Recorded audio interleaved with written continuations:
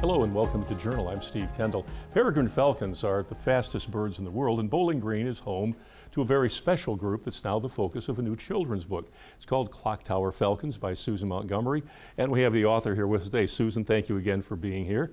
Talk a little bit about the fact that, of course, these are real birds, but now they're going to be memorialized in this book as for children to get a different perspective. Yes, I thought the subject matter would just be perfect for a storybook, and for kids to experience it through the lens of the falcon cam too in the story that I feature. So it's been a fun journey to figure out the different ways I could incorporate different elements of Bowling Green into the story. Yeah, and obviously too there is that live camera that's up most of the time. It's up sometimes more in the spring and things like that when the birds are more active. But it attracts a lot of attention, and it is interesting. So when you sat down to think about doing that book, obviously the falcons you wrote a book about the one therapy dog, Benny. He's out and about, he's ever all these different scenarios.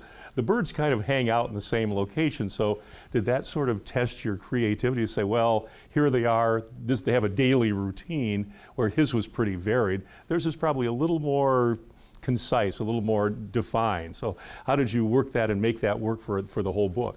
Well, since I watched the falcon cam so much, I knew that they stayed on that ledge, especially when they're young, for quite a while. And that viewpoint from the ledge, from the falcon cam going out, I thought was so interesting. So I really wanted to incorporate that in a few different scenes. And, oh, go ahead. Yeah, go ahead. And well, the other thing is too, you talked with folks at the university, people who are experts in birds, to get some background on that. So you did some research about real falcons to then help you write about the ones you now have put into sort of nonfiction. Yes, fiction rather, yeah. It actually took a lot of research to learn more about the peregrines. I thought I knew a lot until I started researching more, and I needed to know what their feathers looked like and the different stages of their growth and what they look like, what the eggs look like. And I wanted to just learn everything I could about them inside and out. And even through checking out children's books from the library, which is a great way to learn a topic that is not your usual topic. It's very condensed information and concise, so that was fun. But I contacted Dr. Werner Bingman at the university, who specializes in bird navigation. And I wanted to get his perspective of the peregrines, and I wanted to know something I couldn't just pick up from a book or an article, something that only an expert would know and pick up on. So that was really helpful and went into the creativity of the book too. Yeah, and what were some of the things some of the things you thought you knew, or things that you didn't know that he informed you about? Yeah, a lot of people think, oh, the falcons are back. They're back, you know, they're back in town. The fact is they're always kind of around here. It's just their breeding pattern is what starts back up, and the scene in the clock tower, basically. So that was interesting. And he thought one of the most interesting parts of their life cycle is actually not when they learn to fly, which is great and amazing, but it's also when they learn how to hunt. So which they do. Which they do, yes, they do. And I thought that was fascinating, and it's not something I would have known otherwise. Because it's interesting because you talk about that we have an image of them and sort of a perception of them in that setting, in the clock tower, usually around the time that they're starting to have baby falcons. But actually they're here year-round, and there's all these other things that they do, but we have that narrow vision. So it'll be good because that gives people a little better perspective. Because as you said, people, oh, they're back. Well, they never really left. They don't migrate to any great extent, I assume. And so they're always here. We just don't see them in some of these settings the more specialized settings.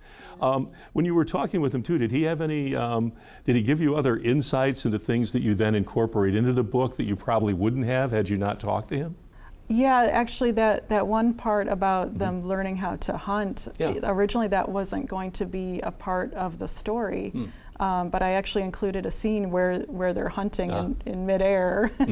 So I thought that was really important to include because I had them learning how to fly, but I really wanted that extra component because I thought it just made it more, even more special and accurate. Yeah, yeah, and I guess too, because if you walk around campus or around the city, you will see them fly. You'll see their shadows. You'll hear them. On campus, they tend to terrorize the squirrels a lot, it seems. But then that's part of what they do, and that is an aspect, because it's one thing to see them nesting and that sort of thing, and then the little ones and all that. But they are a predatory bird. That's what they do. So including that aspect does kind of fill in that part of it that people need to know about. They're cute and all of that, and they're very very athletic and that sort of thing. But they hunt for survival. That's what they do. Yeah. And so incorporating that in. So how did you incorporate in the book? Because obviously, animals hunting other animals isn't necessarily a great topic for a kid's book to some degree. So how did you visualize that, and how did you incorporate it in so that children understand without it being too graphically shocking to them? Yeah, there is a scene where the birds are, the falcons are eating part of a bird. Okay. It's nothing too graphic. It just has, a feather sticking out of it, essentially. Yeah. But it's told in a very lyrical, gentle way. And then in the scene where they're hunting, the falcon is just kind of going after a pigeon, and it's a little playful. I wanted to keep it playful enough for kids. Sure. Yeah, and it still have that aspect in there, because it is part of what they do. Yeah. I know we talked about this when you were here for the other book, but when you were thinking about this, was this, when you were here talking about Benny the therapy dog in that book, was this book the next one on your list, or did this one sort of pop up amongst other things?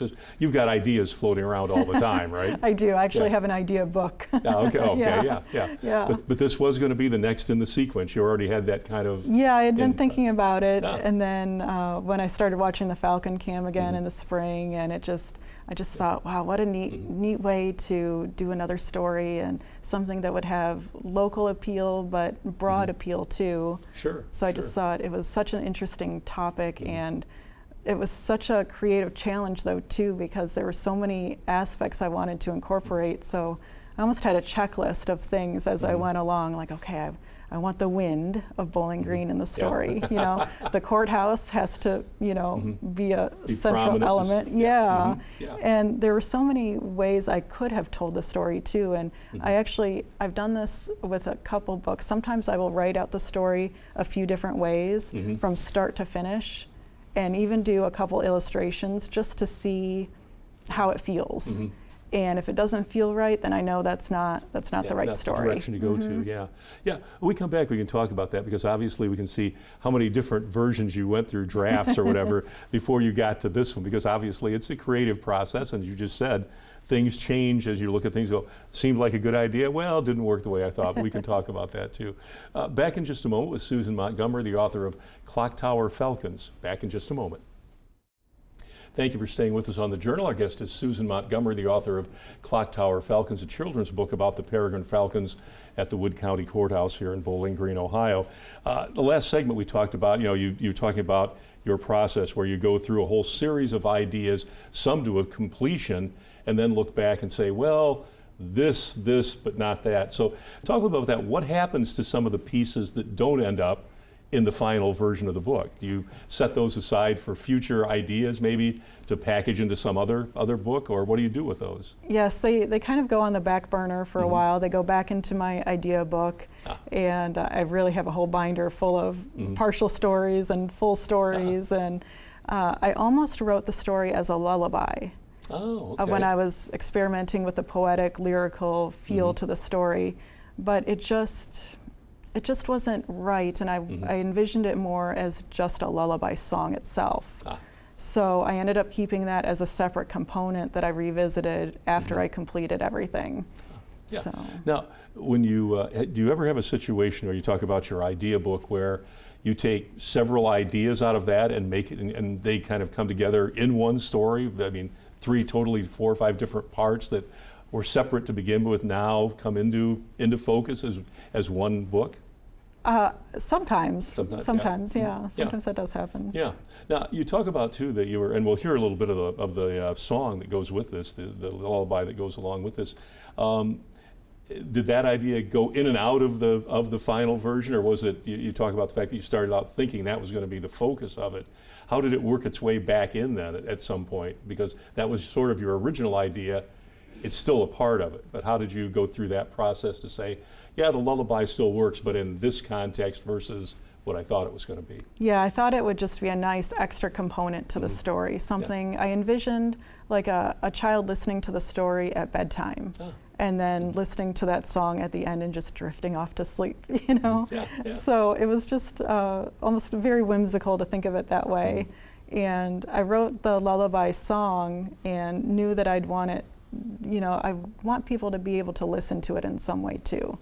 So now, when you sat down, and obviously the person who wrote this is Dean Rochester and performs it, did he go through multiple, to your knowledge, multiple variations of the song, or did he just hit it the first time with no problem, right? One take, done. Yeah, I actually wrote the lyrics, and he did the guitar and vocals. Yeah, he was so great. He sent me a few different samples and just different variations, and a few were piano based, and the last one was guitar. And when I heard the guitar version, I just knew that was it. The other ones were very beautiful too, but the way I'd wrote it myself was on guitar. So when I heard his version, I just thought, oh, that's perfect. Not bad. Well, talk a little bit about the lyrics, because obviously you've written the story and now you've got a song that goes with it. How does that process work for you? Because obviously you're a writer. Now you've taken other writing and you're going to set it to music. So is that process dramatically different than simply writing the book? A little bit. It really, it's like a whole nother story. Because it follows a falcon like starting to fly at night. So I envisioned my night scene I had included in the book, and so it's kind of like a little window into that scene, almost. So. Well, let's take just a moment, and they'll play a little clip of the song right now that goes with the book, Clock Tower Falcons. Lyrics by Susan Montgomery, music and melody by Dean Rochester. Let's take just a moment and listen. The falcon finds her ledge on high and circles through the evening sky. The courthouse waits beneath the blue as winds whisper strong and true. So yeah, that's the final version. Now, did you have any suggestions for him about the melody or anything, or is that's strictly his area? You don't delve into that part of it? I wrote the majority of the music, the chords to it. He put all the finger picking and the beautiful finger picking to it. He didn't really change too much with the music. He added just a few other, like a bridge and things like that. But otherwise, it stayed pretty much the same. But now, how do people access that song? Does it come with the book, or how do they find it? Yeah, I wanted it to be incorporated into the book. So in all my books, I include a lot of supplemental material in the back. That's why these are such heavy picture books.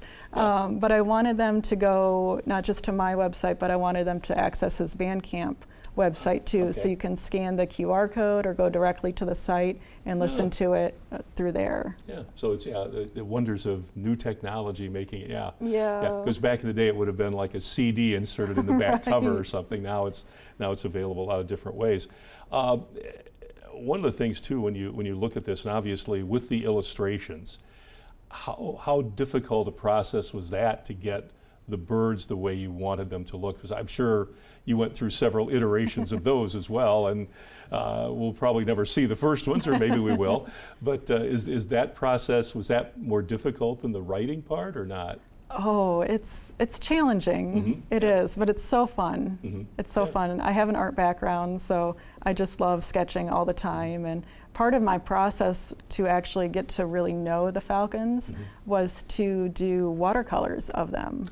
My personal artwork is a lot of loose, flowy watercolors. So I made peregrine falcons in very loose watercolors, and then that kind of just got me in the right mindset of thinking about more what they look like, and then I could transfer that to my illustrations, and But it took a lot of a lot of experimentation, Right. and a lot of drafts, Yeah. and a lot of refining, even up until the point of publishing. Mm-hmm. You know, so Yeah. there's always a little more work that can be done to them. Sure. It seems. Well, and that brings up an interesting question, because we know that, you know, creative people, you always think, well, there's like one more thing, one more tweak, one more tweak, one more whatever.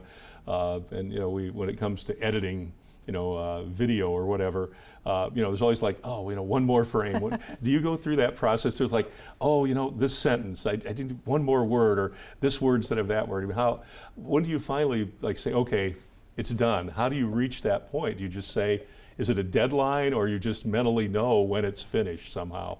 You just kind of know at Okay. some point when all the pieces have fit together, when the courthouse is looking right, the peregrines are looking right, like everything has to just all come together at the same time. But even up until the point before I hit that publish button, there's a little thing to tweak here or there, Yeah. and I look through proof copies too before I actually Sure. publish the final version. And that helps a lot too, to see where things need a little adjustment. If it really looks the way you thought it was going to look now Right. that it's in basically the final package. Because I know that would be, it's like anything else, like, okay, you're finally going to, as you said, push the button to publish it, and once you do that, it's then out there. Now, of course, you can always revise it and everything, Right. but still, there's that moment of like, okay, we're going to now say it's done, and here we go, and see what the reaction is.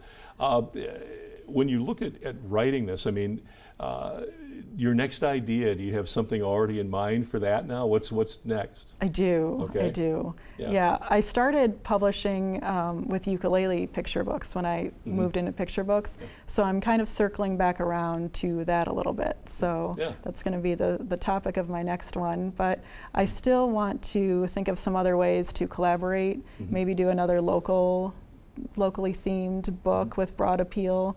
So I don't know, I have a lot of ideas in that idea book. Yeah. Now, do you have, because your last couple of books have been about animals, basically, and in this case, birds. Are some of your ideas going to involve more people as well? I mean, because the two books we've been exposed to have been, Benny the therapy dog, and now the peregrine falcons, with the focus on them. Is that more your theme? Do you think you're kind of in a routine right now where it's like, I'm like writing about animals, or like writing about, are they easier to write about than people? Well, I always have people in with the animals, Sure, yeah. so that helps too. Yeah. In fact, that's a big part of the Tower Falcons Okay. book, is the community aspect of how the community all gathers to watch and to wonder and to look at them through the Falcon cam. So yeah, people are still a big part, even when I do animals. Yeah.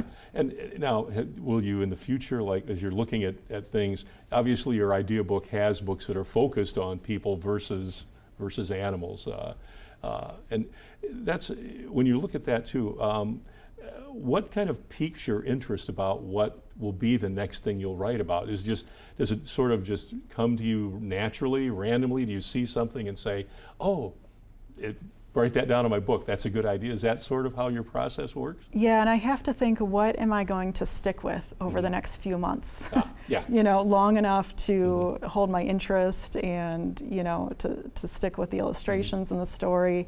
I really have to be passionate about it at that time, at that point in time to finish it. Yeah. Now, and that raises kind of an interesting point. So, from the idea stage, the first time you thought, oh, Peregrine Falcons made the book, what was the timeline on that? How long did it take you to get from the idea first coming up, like, oh yeah, those birds, and now I'm pushing the button to publish the book? What are we talking about there? Yeah, about 4 months, a little Wow. over 4 months. Okay. And that's working pretty fast too. I'm just naturally fast at my process, and I do a lot of this as kind of an art therapy too. I deal with a lot of chronic pain, Okay. so just sitting and sketching is just very therapeutic for me. So helps pass the time. Yeah. Now, while you're focused on this particular book, are there other things floating around? Do you have other sort of, pots boiling on the stove, kind of other ideas that are kind of percolating that, so I'll get to them after I deal with this? I mean, because obviously you've got this wide range of ideas